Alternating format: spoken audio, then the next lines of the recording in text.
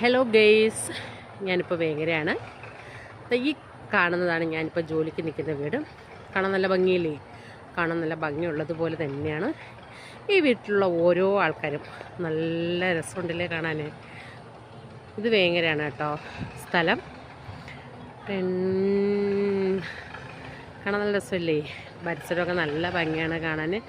ആ കാണുന്നത് ഇവിടുത്തെ കുട്ടിയുടെ ആങ്ങളേൻ്റെ വീടാണ്. നല്ല ആൾക്കാരാണ് കേട്ടോ, നല്ല സഹകരണം, നല്ല കാര്യമൊക്കെ ഉണ്ട്. വീട് ഇത്ര വലിപ്പമുള്ളതുപോലെ തന്നെയാണ് അത്രയും വലിപ്പമുള്ള ആൾക്കാരും നല്ല മനസ്ഥിതിയുള്ള ആൾക്കാരുമാണ്.